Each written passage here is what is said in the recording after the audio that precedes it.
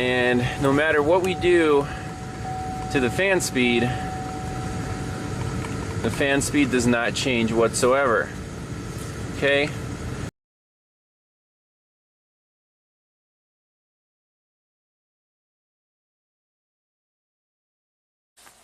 Hi everyone, welcome back to Pine Hollow Auto Diagnostics. Today we have a 2005 Chevy Tahoe in the shop, 173,000 miles. And the customer complaint, kind of interesting. The lady was driving down the road and said her blower fan just kicked on high speed and she could not shut it off. Even when she parked the truck, took the key out, the blower kept running full speed. So she had to disconnect the battery. Then she called me up and said, "Can you take a look at it? I can't drive around with my blower going full blast all the time." So let's verify the customer complaint. The main blower fuse, if it's installed, you hear the blower, keys out of the truck right now, and this has the automatic climate controls. So let's do key on. And no matter what we do to the fan speed does not change whatsoever. Okay? Now everything else works. The mode works. Blend doors seem to work fine. So, what's the first step in the diagnosis? Wiring diagram. Before doing anything, pull up a wiring diagram. Let's do that right now. So here's the wiring diagram for our blower motor.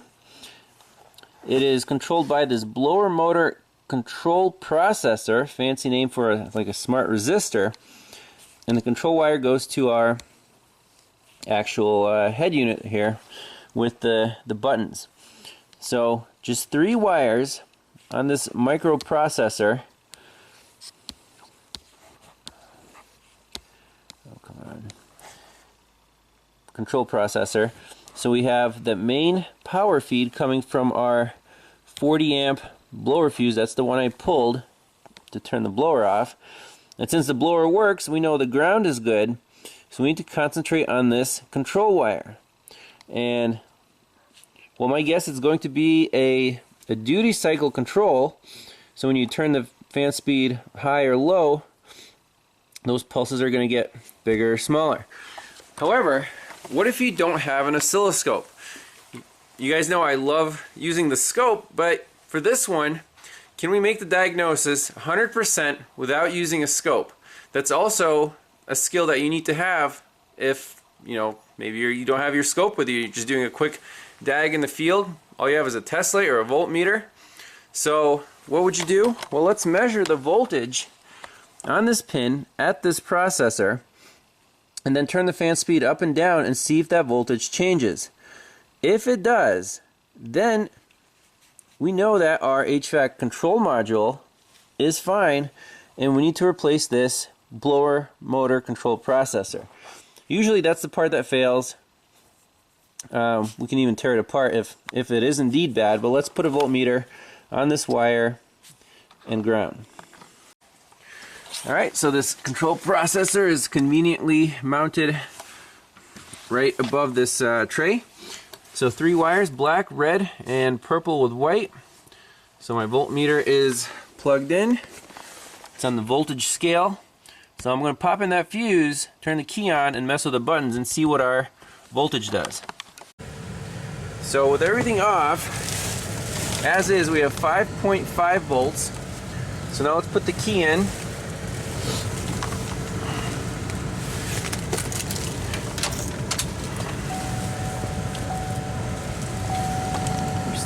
We have 5.2, and that's on the low fan speed.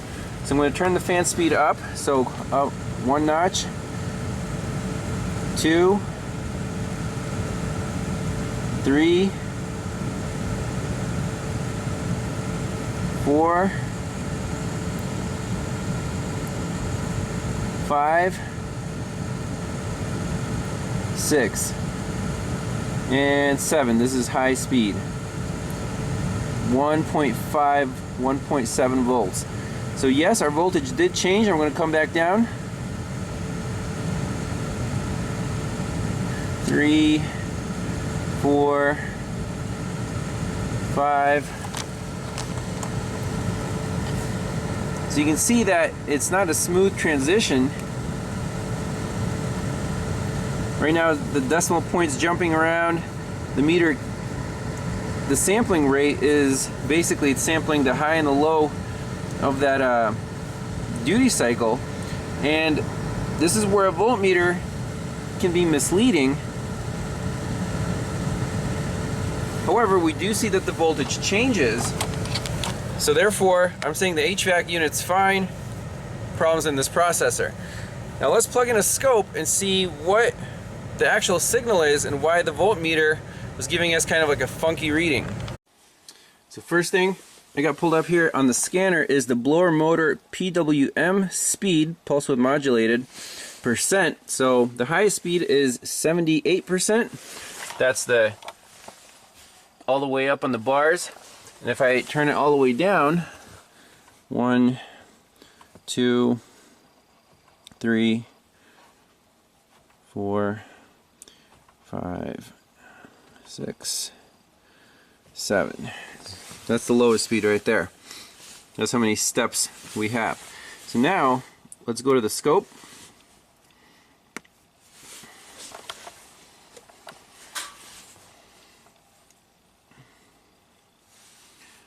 And first, we're going to do 4-channel lab scope.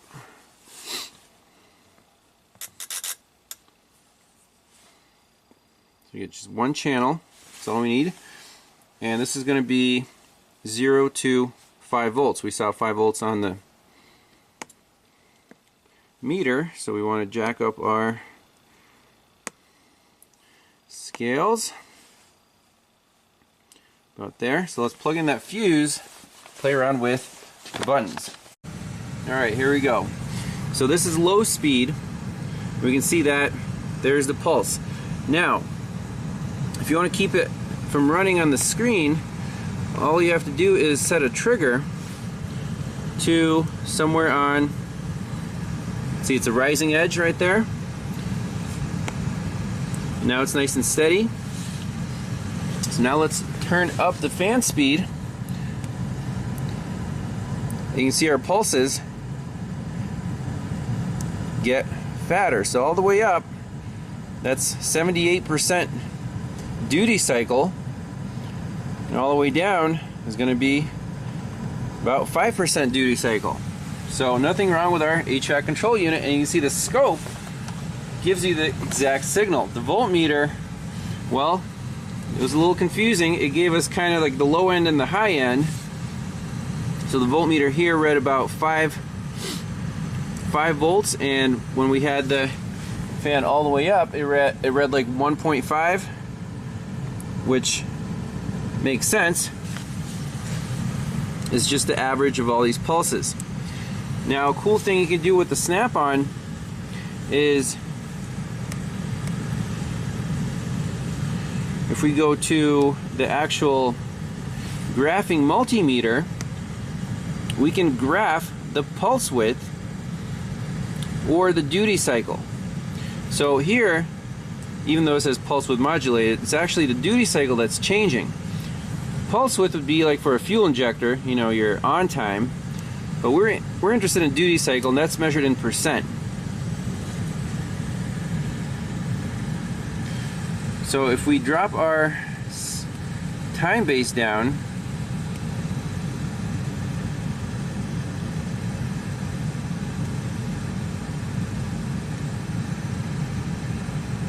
so you can see it's kind of confused. So let's go down.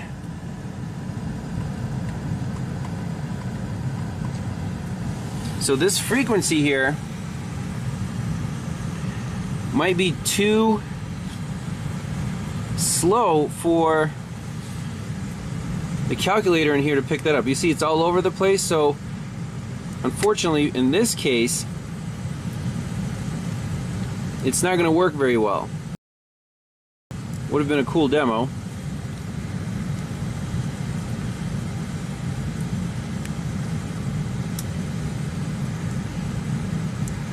You can see on the actual on the scope, this is 1/5 of a second, 200 milliseconds, and we have 1, 2, 3, 4, 5, 6, 7 pulses, so about 40 pulses per second, or 40 hertz. 40 hertz is a very low frequency, and on the Snap-on, that duty cycle calculator, that's just too low of a frequency, so it's kind of jumping around. Not, you know, it's made for much higher frequencies. But in any case, that's what you see on the scope, so confirmed we do need one of these controllers. But in this case, you could have gotten away with the voltmeter, but it sure is nice to see the actual pattern on the scope. One last thing you want to check before we do the repairs is what's supposed to happen with the key off. Well, I think the voltage is supposed to stay at 5 volts there. So key off, boom, about 5.5 volts, just like the voltmeter said. And this is, the fan should be off right now. That processor is putting out those 5.5 volts, and the HVAC module is pulling that down. It's pulsing that signal, and that's how it controls it. So when the key is off, nothing's being pulled to ground, so that controller is just putting out a steady 5.5 volts, and that's normal. That's known good. However, our blower's still on, so that switch, the processor, is junk. By the way, before replacing the resistor, you also want to check the amperage of the blower motor. Since it's stuck in high speed, that's pretty easy to do. So just plug this in. We have the amp clamp around one of the wires going to the blower motor. About 18 amps. That's fine. Nothing wrong with our blower motor. This thing needs to be replaced, and you can't take it apart. It's like glued together.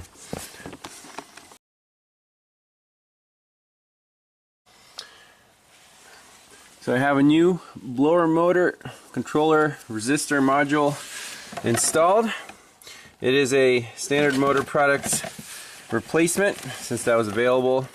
And the cleanest way to do this is actually de-pin these 3 wires from the new pigtail and put in the original 3 wires that used to go to this 3-pin connector. Pretty easy to de-pin, and they fit, so that's nice.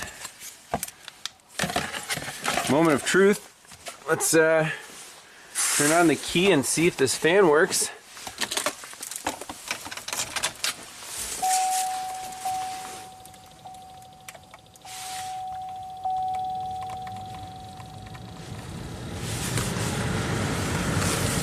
It works. Sweet.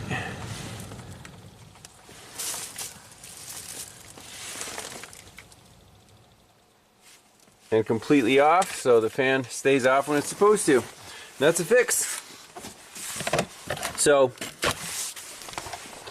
what's the takeaway? You don't always need a scope, but it's really nice to have, and if you have it, use it. Also,